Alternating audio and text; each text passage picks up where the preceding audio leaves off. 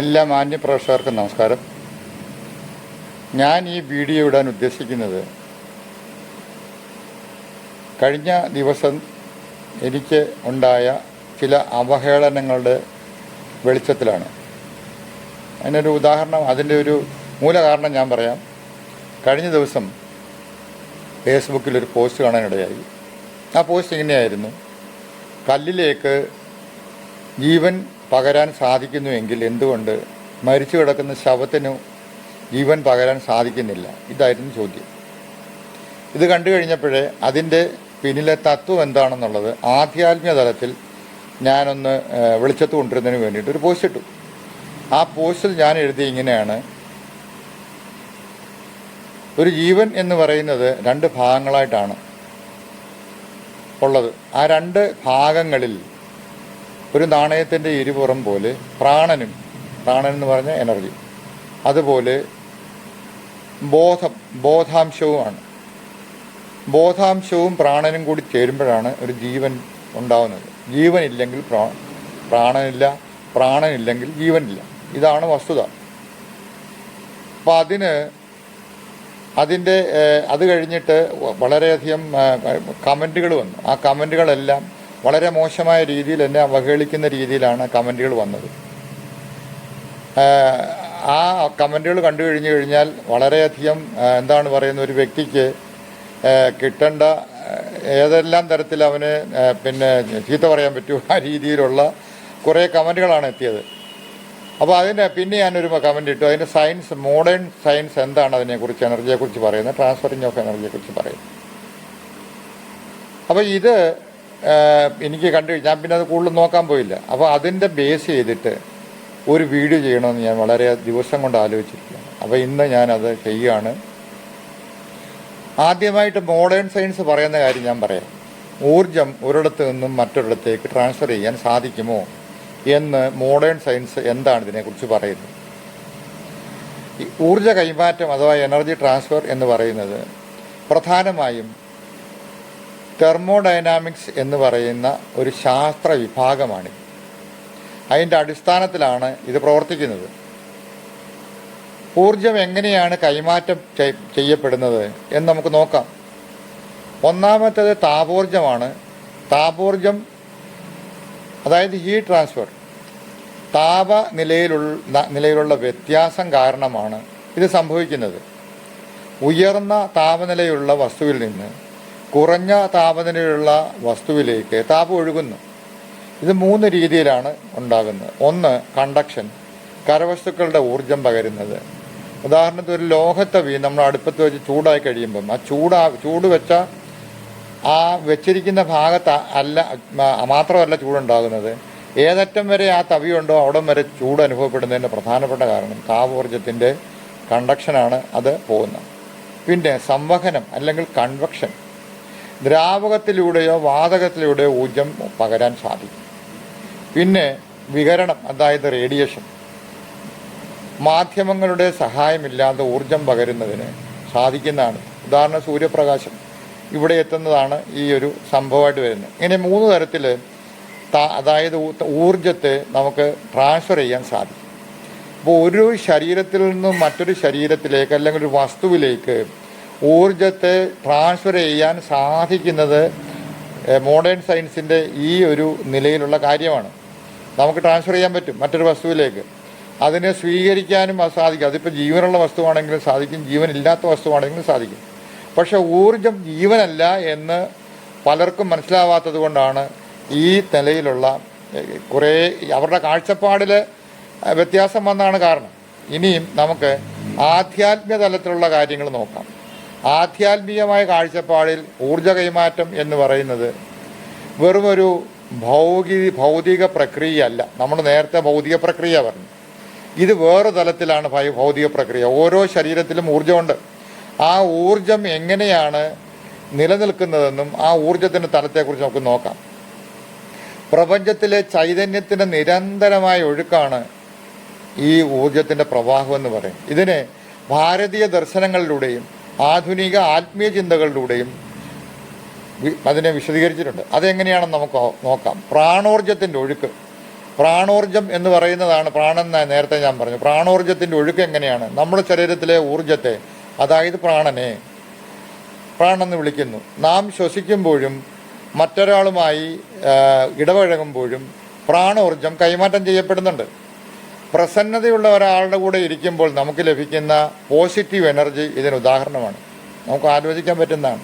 ചിരിച്ച് കളിച്ച് അയാളുടെ മാനസിക തലത്തിൽ നമ്മളോട് സ്നേഹത്തോടെ ഇടപഴകുന്ന ഒരാളിൻ്റെ അടുത്തിരിക്കുമ്പോൾ നമുക്കുണ്ടാകുന്ന ആ ഒരു എനർജി തലം നിങ്ങൾക്ക് വ്യക്തമായിട്ട് ധരിക്കാൻ കഴിയും. ആളിനെ കണ്ടാൽ അറിയാം.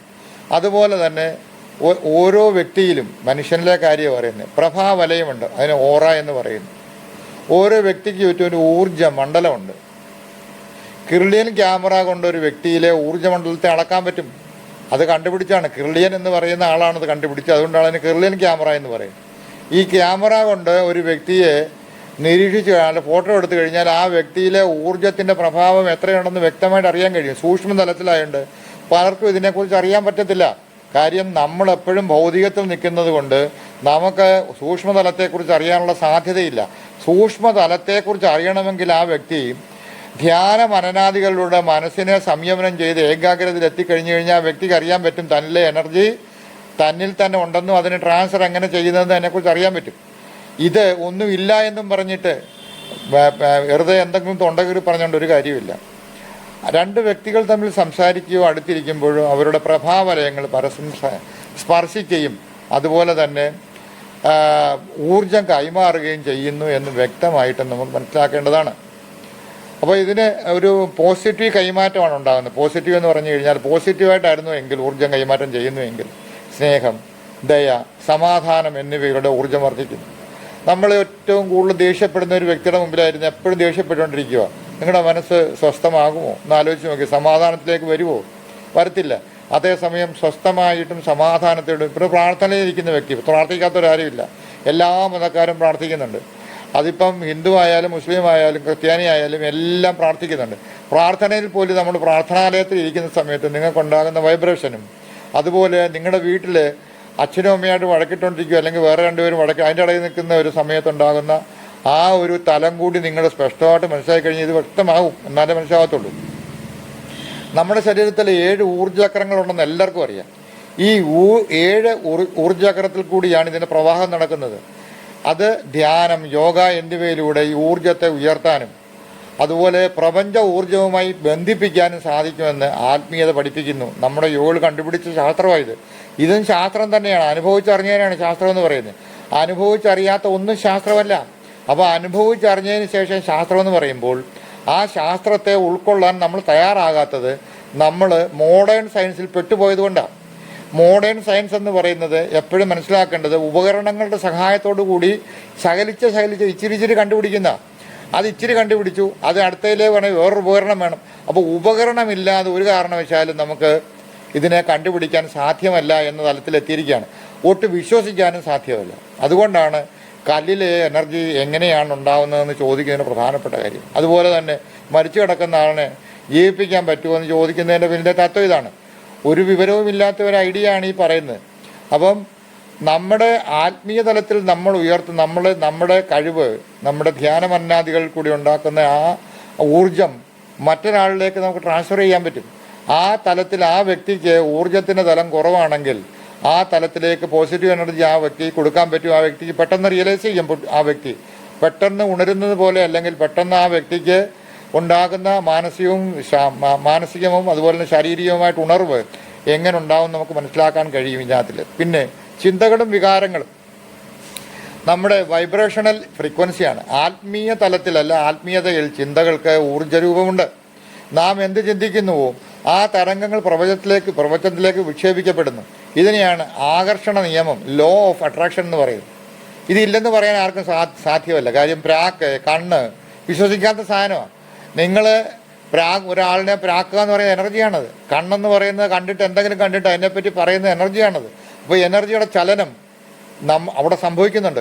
അപ്പോൾ വിപരീത ദശയിലാണത്, നെഗറ്റീവായിട്ടാണ് പോകണമെങ്കിൽ ആ പോകുന്ന എനർജി ഏത് തലത്തിലാണോ എത്തുന്നത്, പോസിറ്റീവ് ആണെങ്കിൽ പോസിറ്റീവായിട്ടും നെഗറ്റീവ് ആണെങ്കിൽ നെഗറ്റീവായിട്ടും ഇതിൻ്റെ ഒരു അംശം തിരിച്ച് ആ വ്യക്തിയിലേക്ക് എത്തിച്ചേരുന്നു ഉണ്ടെന്ന് പറയാം എന്ന് മനസ്സിലാക്കേണ്ടിയിരിക്കുന്നു.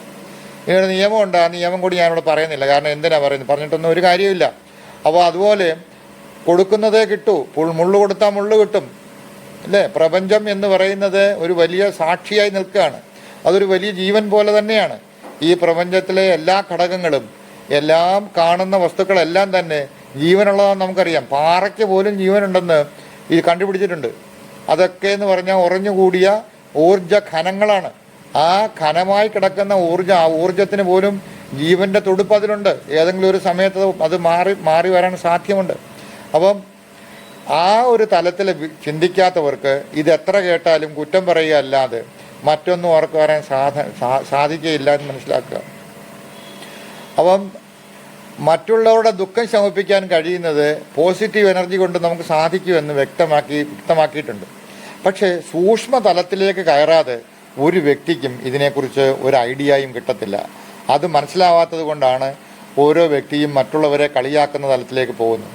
അത് മനസ്സിലാക്കണമെങ്കിൽ തീർച്ചയായിട്ടും ഒരു വ്യക്തി അവൻ ആത്മീയ തലത്തിൽ ഉന്നതി നേടി, അതുപോലെ തന്നെ മനസ്സിനെ ചിട്ടപ്പെടുത്തി ഏകാഗ്രപ്പെടുത്തി പോയി കഴിഞ്ഞാൽ മാത്രമേ അവന് ആ ഒരു തലത്തിൽ എത്തിച്ചേരാൻ സാധിക്കൂ എന്ന് മനസ്സിലാക്കേണ്ടിയിരിക്കുന്നു. അതുപോലെ ഇനിയും നമ്മൾ ആ ക്വാണ്ടം ഫിസിക്സിനെ കുറിച്ച് പറഞ്ഞു. ആ ഫിസിക്സും ഇതുമായിട്ട് മനസ്സിലാക്കി കഴിഞ്ഞു കഴിഞ്ഞാൽ കൃത്യമായിട്ടും ഇതിന് ധാരണ നമുക്ക് മനസ്സിലാവും. നമ്മുടെ എന്താണ് പറയുന്നത്, സയൻസ് പറയുന്നതും അതുപോലെ യോഗികൾ കണ്ടുപിടിച്ച ആ തലവും കൂടി നമ്മളൊന്ന് കണക്ട് ചെയ്ത് നോക്കിയേ നമുക്ക് വ്യക്തമായിട്ടൊരു ധാരണ കിട്ടും. ഇതാണ് സത്യമെന്നും ഈ സത്യത്തിനപ്പുറം ഒരു സത്യമില്ലെന്ന് നമുക്ക് വ്യക്തമായിട്ട് ധരിവ് കിട്ടും.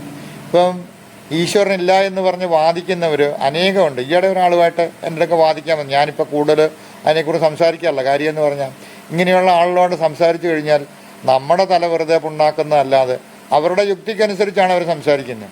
ആ യുക്തിക്ക് അപ്പുറത്തേക്ക് അവർക്ക് പോകാൻ സാധ്യമല്ല. കാരണം അവരതിനെക്കുറിച്ച് സ്റ്റഡി ചെയ്യുകയോ അല്ലെങ്കിൽ മനസ്സിൻ്റെ തലത്തിൽ അവർക്ക് ഏകാഗ്രത കിട്ടാത്തത് കൊണ്ട് അവർക്ക് അതിനെക്കുറിച്ച് പറഞ്ഞാൽ മനസ്സിലാവത്തില്ല. മനസ്സിൻ്റെ ഏകാഗ്രതയാണ് സിദ്ധികൾക്ക് സാന്നിധ്യം കുറിക്കുന്നതെന്ന് വ്യക്തമായിട്ട് മനസ്സിലാക്കണം.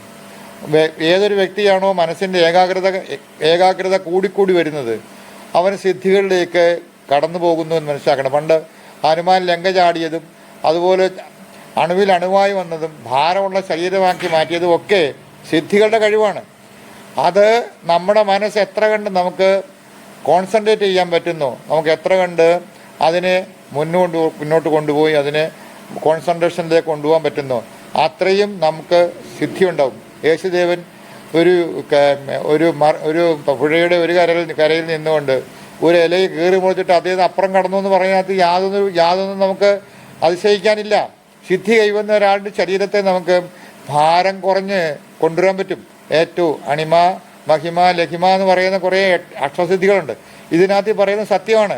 പക്ഷെ നമ്മൾ അതിനെ ഒന്നും ആ ഒരു തലത്തിലേക്ക് കയറാനോ അതുപോലെ തന്നെ അവർ കണ്ടുപിടിച്ചവർ എഴുതിയ ഗ്രന്ഥങ്ങളുടെ ഒരു ലൈനെങ്കിലും എടുത്ത് വായിക്കാനോ നമുക്ക് താല്പര്യമില്ലാത്തത് കൊണ്ട് നമ്മൾ എന്ത് ചെയ്യും, അതിനെ മറ്റുള്ളവർ പറയുമ്പോൾ അതിനെ ക്രിട്ടിസൈസ് ചെയ്യും, കളിയാക്കുകയും ചെയ്യുന്ന തരത്തിലേക്ക് പോകും. കൂടുതൽ പറഞ്ഞിട്ട് കാര്യമില്ല. കാരണം എന്ന് പറഞ്ഞു കഴിഞ്ഞാൽ ഓരോരുത്തരുടെയും ലെവൽ അനുസരിച്ച് അവനവൻ്റെ സംസ്കാരവും കർമ്മവാസന അനുസരിച്ച് മാത്രമേ കാര്യങ്ങൾ ഗ്രഹിക്കാൻ പറ്റൂ. ചിലർക്ക് പെട്ടെന്ന് കാര്യങ്ങൾ ഗ്രഹിക്കാൻ പറ്റും, ചിലർക്ക് 2 ദിവസം കഴിഞ്ഞാൽ ഗ്രഹിക്കാൻ പറ്റത്തില്ല, ചിലർക്ക് മാസങ്ങളെടുക്കും ഗ്രഹിക്കാൻ. അത് ആരുടെ കുറ്റമാണ്? പെട്ടെന്ന് തമാശ കേട്ട് കഴിഞ്ഞാൽ പോലും ചിലർക്ക് പെട്ടെന്ന് കത്തും, അവർ ചിരിക്കും. അതേസമയം ചിലർ വീട്ടിൽ പോയി ചിരിക്കും, ചിലർ ഒരു ദിവസം കഴിഞ്ഞ് ചിരിക്കത്തുള്ളൂ. കാര്യം ഓർത്തിരിക്കുന്നത് എന്താണ്, റിസീവിങ് കപ്പാസിറ്റി കുറവാണ്. അപ്പോൾ അവരെ പറഞ്ഞിട്ട് കാര്യമില്ല. അവർക്ക് ഒരു തരത്തിലും ഒന്നും ഈ ഭൗതിക തലത്തിൽ ആണ്ടുപോയവർക്ക് ഇതൊന്നും വ്യക്തമായ ഒരു ഐഡിയയിലേക്ക് വരാൻ സാധ്യമല്ല. അപ്പോൾ അതുപോലെ തന്നെ ഒരു എനർജിയുടെ തലം കിട്ടിക്കഴിഞ്ഞവർക്ക് പോലും അതിനെ വിശ്വസിക്കാനോ തിരിച്ചു പറയാനോ സാധ്യമല്ലാത്ത അവസ്ഥയിലേക്ക് വരും. അപ്പോൾ ഇതെല്ലാം തന്നെ നമ്മുടെ ജീവിതത്തിൽ, ഒരു മനുഷ്യൻ്റെ ജീവിതത്തിൽ അവനെ പാകപ്പെടുത്തി എടുക്കാൻ പറ്റുന്ന തലമാണ്. അതിനെ നമ്മൾ ശരിയായിട്ട് മുന്നോട്ട് കൊണ്ടുപോയി കഴിഞ്ഞാൽ ജീവിതത്തിൽ നമുക്ക് രണ്ടും സാധിക്കും. ഭൗതികവും ആത്മീയവും സാധിക്കും. ഭൗതികത്തിൽ നിന്നുകൊണ്ട് തന്നെ ആത്മീയത്തിലേക്ക് കടക്കാൻ സാധിക്കും. എല്ലാവരും ഇതിന് മറുപടി ഇട്ടോ കമൻ്റ് ഇട്ടോ എനിക്ക് പ്രശ്നമൊന്നുമില്ല, ക്രിട്ടിസൈസ് ചെയ്തു അപ്പോഴും എനിക്ക് വിഷയമൊന്നുമില്ല. പക്ഷേ നിങ്ങളതിനെ പഠിക്കാൻ ശ്രമിക്കുക, അറിയാൻ ശ്രമിക്കുക.